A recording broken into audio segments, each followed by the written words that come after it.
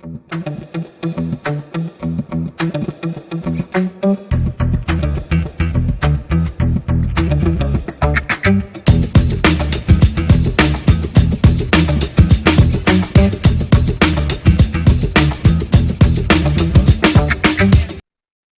everybody, welcome back to the podcast where I bring you the best and the brightest from everything. And I'm thrilled to welcome my guest today, a man who needs no introduction, but I'll do it anyway. Filmmaker, actor, author, comedian, podcaster, New Jersey's own Kevin Smith. Kevin, welcome to the podcast. What I love about the podcast, Adam, is that you put your name into the title. That's what SModcast was when I started SModcast with Mosier back in 2007. February 2007 is when I got into the podcasting game. And I love that you put I love it's podcast. You know what I'm saying? If you don't celebrate yourself in this life, who the hell is going to celebrate you? You can't expect others to celebrate you if you can't celebrate yourself first. So some people may look at people like us and be like, you arrogant dicks. Not at all. We're honoring ourselves and what we built, man. That's cool. Well, people actually look at me and they always say I have a face for radio, and that's when I went into podcasting, Kevin Smith. But let's get into it. Hey, man, I'm Silent Bob, so I don't even have a voice for movies, let alone a face for radio. So let's get into it. First, I want to just set the stage here. I'm 43 years old. I've grown up with your films, from Clerks to Mallrats, and one of my favorites, Chasing Amy. Yeah. And I always say that Zack and Miri Make a Porno is a way underrated film. Like, I'm with you. It flies under the radar. It came out on Halloween, the year it came out, which I don't want to say it was Halloween 2008.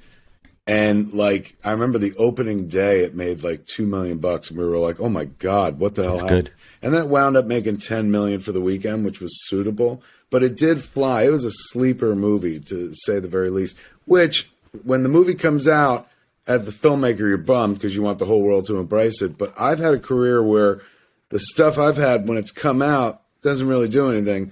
It connects later on. Mallrats being the prime example of that. And Zack and Miri was absolutely another one of those films where it came out. Some people who loved it. A lot of people never heard of it.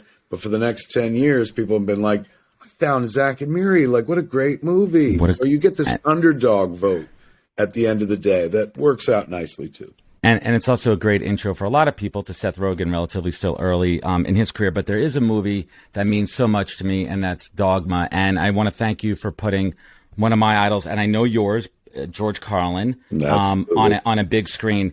And for me, George Carlin is one of my earliest memories of childhood. I remember in sleepaway camp, I was 10, 11 years old, having cassette tapes, listening to the old George Carlin sets, and a 10, 11-year-old listening to that dirty old man curse.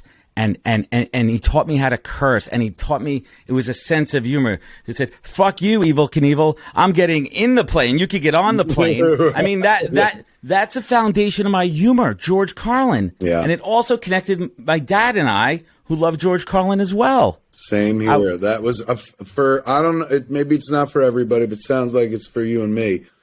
Carlin was a gift passed on to us by our fathers. Like, sometimes you watched in movies or TV shows where there's a ceremonial bonding with father and son where they share a beer for the first time or whatever. That was never going to happen in my world. My version of that in my world, and sounds like yours, was my dad giving me class clown and being like, "You listen to this with your headphones on. You don't let your mother hear you listening to this." And this dirty bond that I had with my dad, where suddenly it was like, we're in on something, and then you're like, what could this be? And then you listen to it and you realize like what this older influence in your life, in my case, my dad, in your case, your dad, was trusting us with. Essentially, they were saying, you can handle this. This grown up stuff. And not just because they use curse. You're ready for it. They're talking about concepts that are beyond you, but I feel you can handle it. I recognize that now as a parent, the things that I pass on to my kid and be like, I think you can handle this.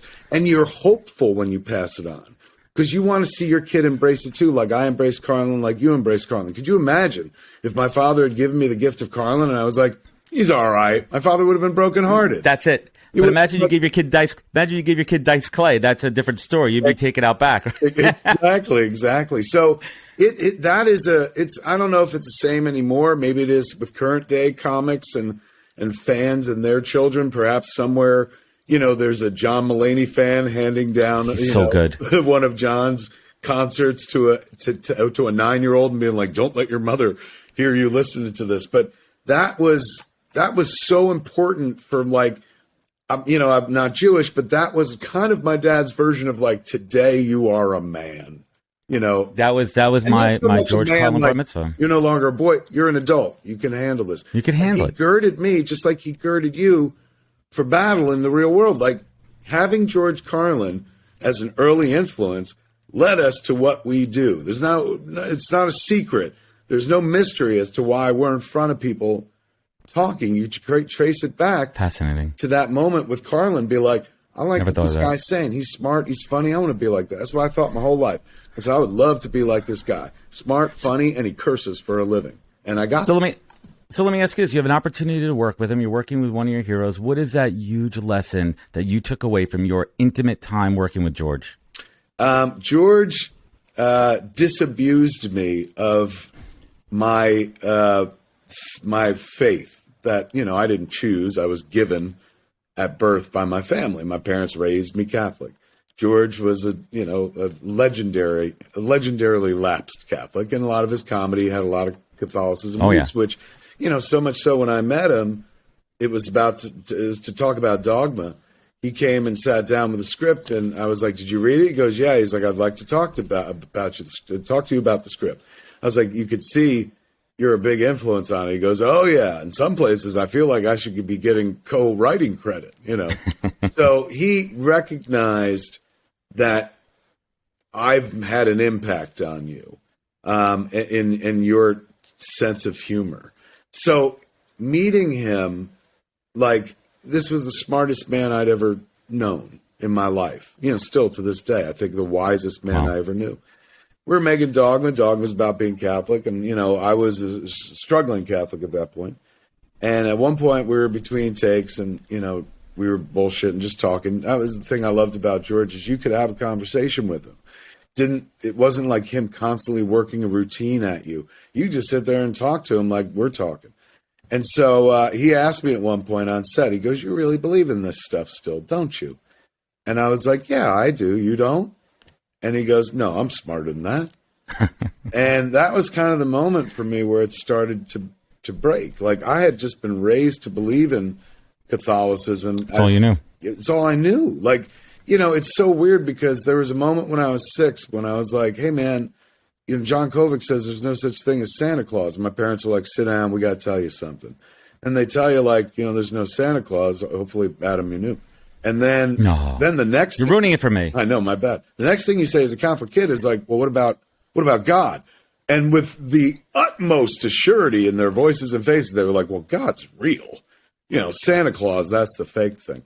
George kind of started that moment for me in adulthood with Catholicism, where suddenly there was somebody older than me, smarter than me, who I respected, who was like, "Are you serious with this?" Like, all the adults in my life had always been like, "Well, this is the truth. There are angels and all this stuff happens. It's in the Bible."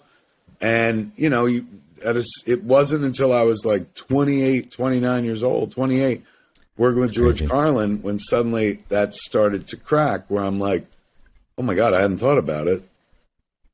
Maybe, or I did think about it with Dogma, but Dogma was my way to like work through that faith. While we were making the movie, I think that was when I kind of let go of that faith. And I'm not, saying I'm smarter than other people and whatnot. Truly, there are moments where I look at people of great faith who still hold their faith, and I'm like, wow, I remember what that was like. Like, there's something nice about that kind of assurance that what's going to happen when the rest of the world doesn't, after we all pass and stuff. And then there are moments like Friday where I'm like, thank God I'm not a religious person. So, I mean, it's unbelievable. And it's so not funny. I mean, it's just kind of crazy. All over social media, people are repurposing the old George Carlin bit around abortion. I'm like, holy fucking shit. He was so spot on 20 years ago when he did that. Absolutely. But George is one of those artists that you can interpret him for both sides of an argument in many cases, though not on abortion. On abortion, nope. He was pretty damn clear. I'm telling you, getting to just hang out with the dude on set, getting to, never mind, hey, I actually grew up because I worked with George Carlin. Being able to like just listen to him talk, hear him speak his mind when he wasn't in performance mode.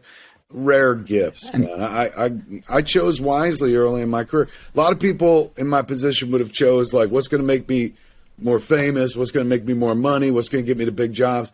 I was always like, what's going to allow me to hang out with the people who influenced me? People who like made me want to do what I do in the first place. And so George was an excellent example of that. That in the moment, I remember like Miramax being like, go for somebody different. Like George Carlin's old. Who cares?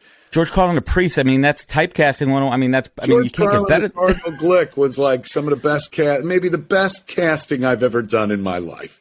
It's spot on. Thank you so much for sharing that story. And I'm always impressed how you are a master of so many different things. You are a master filmmaker. Not a master, Adam. Like jack of all trades, definitely master of none. If a master of anything, masturbator only.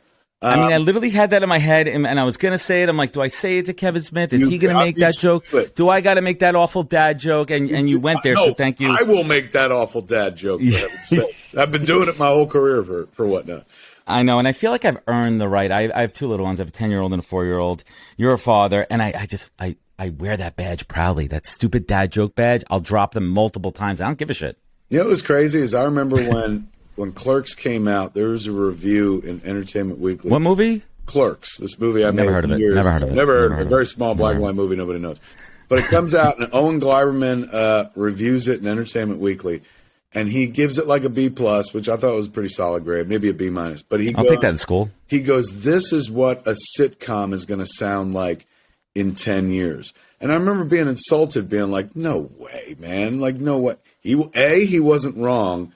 And B, like all the shit that used to be edgy that I would talk about is literally now just dad jokes. Used to be the edge, Adam. Like Two Broke Girls? Razor's edge, man. And now it's just like every time I crack wise, somebody's like, that's a very cute dad joke. And I'm like, oh. So I had a question. I had a question where I was going here, but you do a lot of stuff here. You know, where do you find the confidence to keep all of those trains moving together, all those pieces? This is a productivity type of question here. How do you keep all that shit? What a great question. And it's not creativity, it's desperation. Behind it all is this desperation to get it all done before I go toes up. Like, I had the heart attack scare 4 years ago. Yeah, you talked about it on Rogan. We're not going there. We won't. But yes. But because of that, I was always just like, let's do a bunch of things. And now I realize, I'm living on borrowed time. Like, house money, act man. accordingly. So all these dopey dreams I've always had is like, one day we'll get to this. One day we'll get to this. Now I expedite everything where I'm like, we'll get to it soon because you don't know how much time you have. So there's a desperation, I think, not the desperation I think the internet would point to be like, you're desperate to be relevant. Not at all. There's more of a desperation to spit it all out before I drop dead. And that's cool because that keeps me occupied. I don't take vacations. I don't really have downtime. It's not like he went off the grid to do coke for like 2 months. No, you would die in that case. Yeah, no doubt. Most fun like that I have is waking up every day and being like, ooh, what do we want to make? What will we make? How long will that take? And so I float a lot of boats, spin a lot of plates, and some of them work out and some of them don't. But as they work out, that's where you put your attention. And then you keep spinning the others, until you could get over there and then give you your full attention. But the drawback to that is none of it will be like Pulp Fiction or Quentin Tarantino good. It'll be Kevin Smith good, which is good enough. That's been the leitmotif of my good for most of us. That's good enough, man. Good enough gets the job done. Going for brilliance, sometimes you never finish. But good enough, you'll get the job done. And consistency and making as much as possible. I mean, maybe some people would argue over quality over quantity. But in order to get it all out in this lifetime before I drop dead, and I'm closer to the end now to the beginning, I'm all about the quantity. Fuck quality. Quality gets decided by the audience. So talking about getting shit out here, nice logical transition. Let's talk about Killroy. And before we talk about Killroy, I want to make sure I heard this soundbite correctly when I was doing my research. Yeah. Did you have a dog named Killroy? Mm-mm. No, I heard that. I thought I heard that in the Rogan interview. No, I had a dog named Mulder, Scully and Mulder, because I was right from X-Files. And we had a Louis and a Marty, but never a Killroy. I should, though, because Killroy has been such a big part of my life, particularly resulting with like, hey, this is going to be the first movie released as an NFT. Yeah, so why release it as an NFT? The producer of my flick, David Shapiro, is a big fan of the medium, big crypto guy, big NFT guy. So early on in our relationship, because Killroy goes back to pre-heart attack, he had been like one of the first voices in my world to be like, do you know crypto? Before everyone else was doing it and stuff. So David was very into the field. And so we're making this movie, and it's a low budget movie. It wasn't intended to be like, this is going to, go to Warner Brothers. The idea was we were making a student film, a series of student films with the Ringling College of Art and Design kids down in Sarasota. And instead of making just shorts, we would make these chapters, put them together into a movie so they could see what it was like to make a movie, not just like a short film. So we had this thing that was paid for, David had paid for and whatnot, and, inexpensive. And we had two choices. Well, there was no two choices. This was one choice. Maybe we take it on the festival route. Maybe somebody buys it. We go the traditional way that I went with Clerks.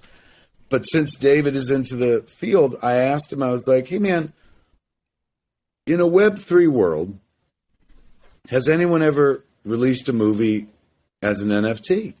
And his eyes lit up. He was like, no. And I was like, well, tell me more. It's your movie as well as mine. Like, is that something that you'd want to be interested in? Like, look, I know this much. First one through the door, don't get rich. He takes all the bullets and shit. So you wouldn't be doing this to get fucking rich. You'd be doing it because sooner or later, somebody's going to be the first movie minted as an NFT.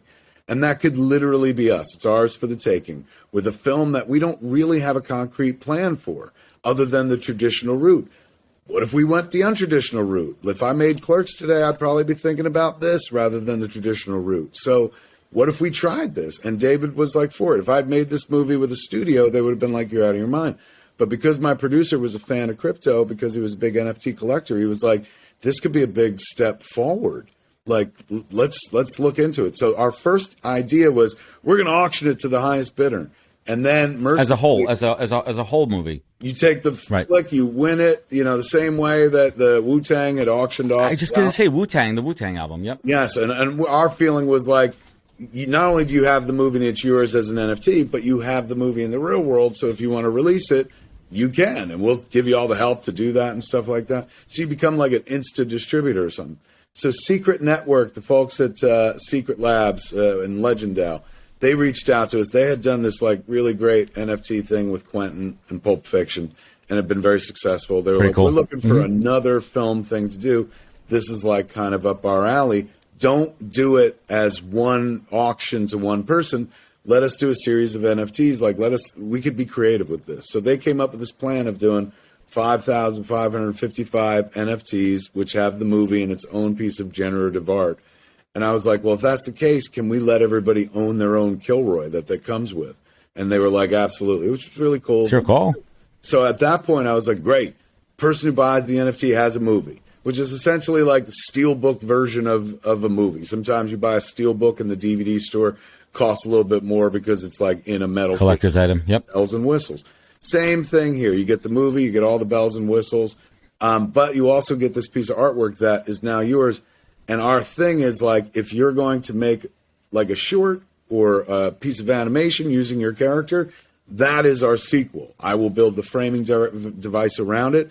And then we get 5 of those shorts. Bang, we got another Killroy. Bang, we got another Killroy. So it's crowdsourcing plus owning the IP. Yes. And what I thrilled to about that was the idea that like the art customer or consumer becomes the art collaborator. Like in the next incarnation, so it's not. I've had a lot of people, of course, people outside the field have very, informed or uninformed opinions about crypto and NFTs, and I hear the word scam a lot. I was like, art, like this ain't a scam. You're literally buying a movie. There's no scam here. You're getting what there's a physical piece of art. It's the same as buying a painting versus buying just the digital asset that people are referring to as scams. Absolutely. Anyone out there who doesn't know what we're talking about? Absolutely. But if you were to buy this gorgeous Batman piece, you can't then go make a Batman thing with it. Like you don't own. You don't own any rights to it. You just have the piece of art, and maybe it's a sign, maybe it's a limited edition.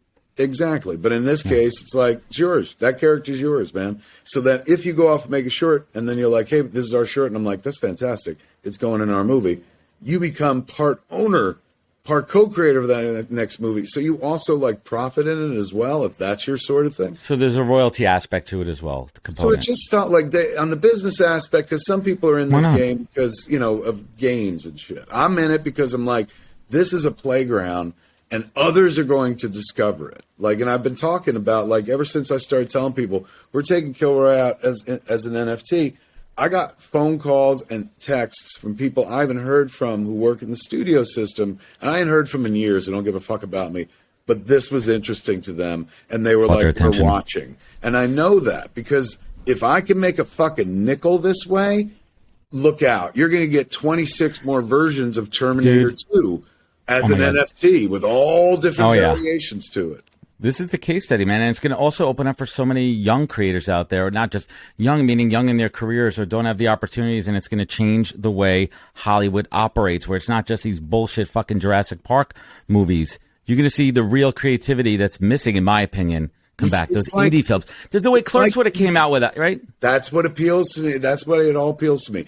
This feels like the world felt when we were making Clerks. Like, this is kind of an indie film movement. Like, the indie filmmaker, it's tough to find a place at the box office right now for any film, let alone a low budget film.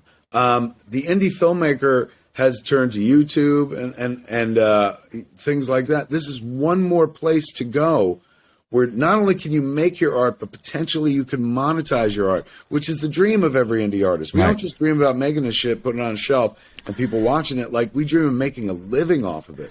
So if there's a way to go into this space and this works out with us, and then some smart kid is like, okay, if he could do that with Killroy, then heavens, we could do this with my indie film. It just like opens up one more playground for us to all go practice our craft at. So, and you're also building a community, right? You're also building a fan base in a much different, more engaged way. Where did the number of 5,555 come from? Was it arbitrary? Like, just bullshit? What a great question. Because originally they were like, let's do 6,666, and I was like, the internet being what it is.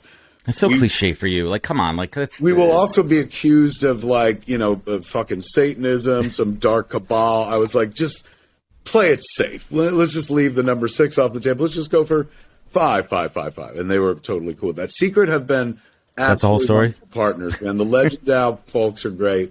The guy is a wonderful person, and the idea that like they jumped in because they were like, this is going to help us show off our secret technology, our own blockchain technology.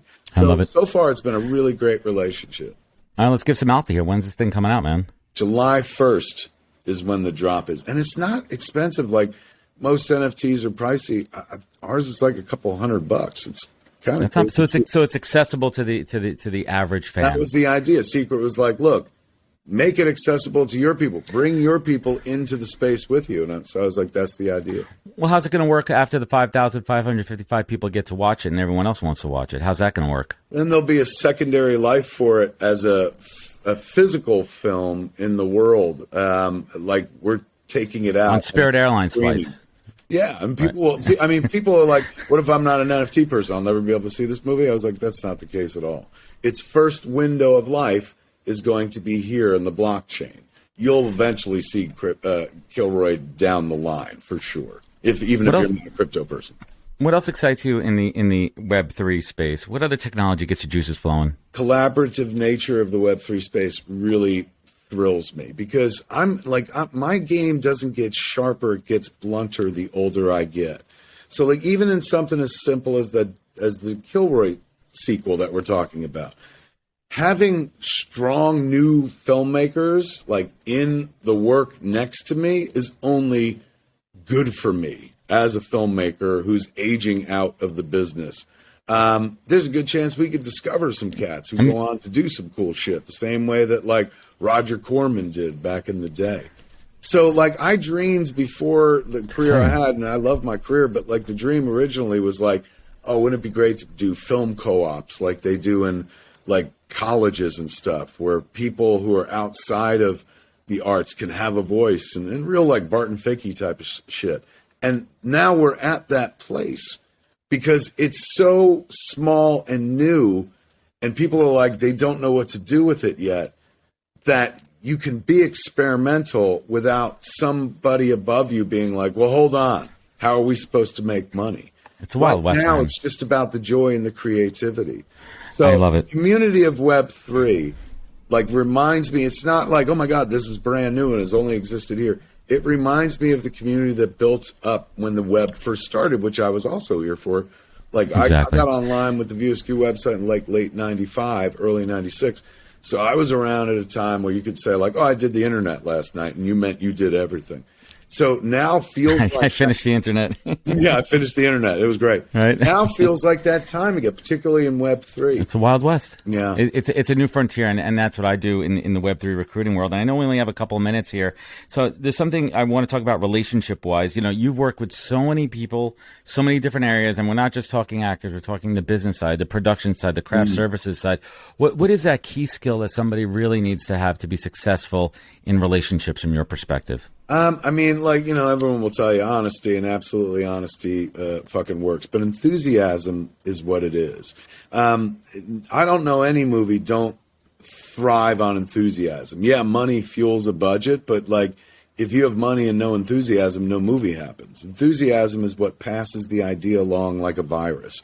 So when you come to play, maintain that enthusiasm. Now, sometimes it's difficult. When you work for other assholes, they control your day. So if a motherfucker yells at you on set or it trickles down like that, suddenly it don't seem as fun. It's tough to keep your enthusiasm. When we were making Killroy, we were largely making it with the kids in Sarasota at the Ringling College of Art and Design. And I would painstakingly take moments between takes to have long lectures where I would just be like, look, the fun that you're having here, the way you could come up to me and make suggestions, and we joke around and stuff like that, that is what you should expect on every job. You won't find that on every job because that's not the way the business is working. Not the way the world works. You will need to maintain that enthusiasm in the face of assholes who make you feel like, why do I want to be in this business sometimes? With their lack of enthusiasm or with their tyrannical nature on set or something. But if you're on one of those sets, stay, absorb, learn, but know that you don't have to be there. And that is not the way the business should run. You have been on a set that shows you the way you should be treated going forward because this makes the job fun, keeps you enthusiastic. It's just smart thinking. If you have an enthusiastic cast and crew, the work is fucking better. The quality's better, of course. I'm constantly showing them the movie while we make it. I'll stop to be like, here's some shit I cut last night. Let's watch it all together.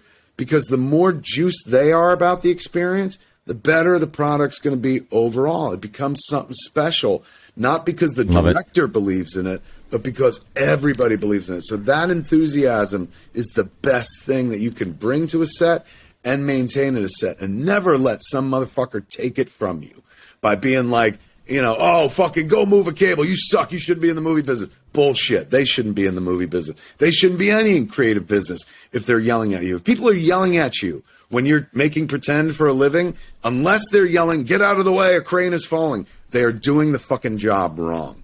So I'm telling you, man, it's keep whatever you feel, what brings you toward a thing in the first place is generally enthusiasm. You're like, I like this thing.